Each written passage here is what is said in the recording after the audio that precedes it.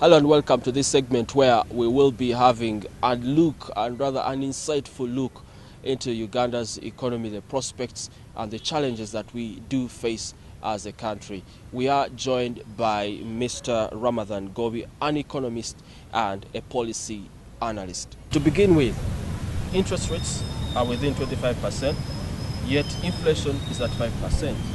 What guides the lending rates which commercial banks charge us is the monetary policy stance which the central bank has taken. In Uganda, we use the central bank rate because we are in inflation targeting. And here, the central bank sets the central bank rate at which the commercial banks should, follow. I mean, it's as a signal to them to follow it. But you'll find that in Uganda, these banks only respond to the central bank rate when it is rising. When the central bank increases it, all banks, what they do, they will raise the interest rates. But when it is going down, they tend to ignore it. Like right now, today, the central bank has announced that it has reduced the central bank rate.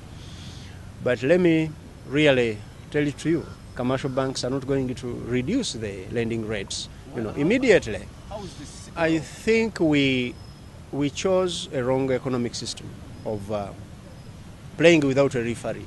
It's like having a game of football and you are playing and the referee is not within the field. He could be around somewhere in the corner there, seated, and guides the things from there.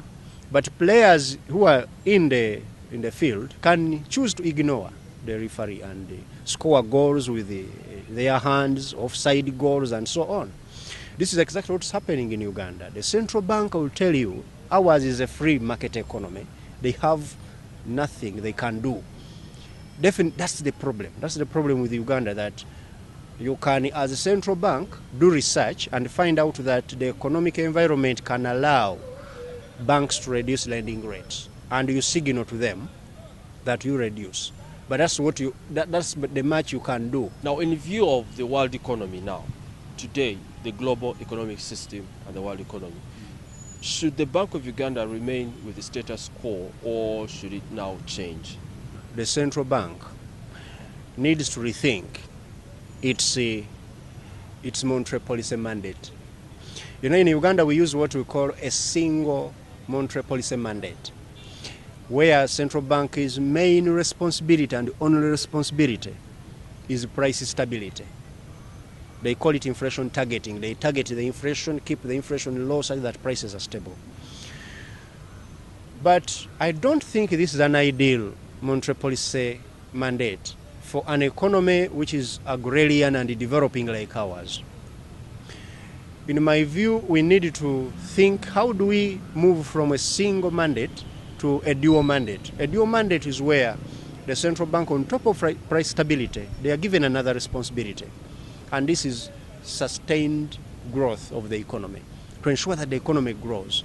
And for the economy to grow, you need to create jobs. You need to facilitate startups, these investments, so that they come up, many of them, and create wealth and pay tax. Government gets more money and so on. We need really to review the law, the Bank of Uganda Act, as well as the Financial Institutions Act, needed to be looked into to give Bank of Uganda some powers to influence commercial banks.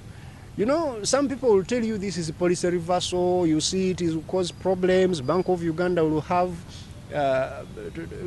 interfere with the market. But we are not living in an island. They are those who are doing it.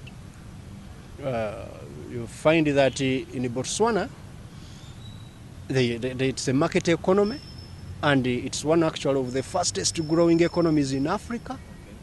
But the central bank of Botswana has a say on the lending rates which commercial banks, charge. Likewise, they have a say on the exchange rates which prevail in the market. Even Kenya has already drafted a law which is going to give the central bank the powers to influence the lending rates. And yet Kenya is by far better off than us. Their average lending rate is 15%, ours is 25%. but still they find it more, necessary to intervene.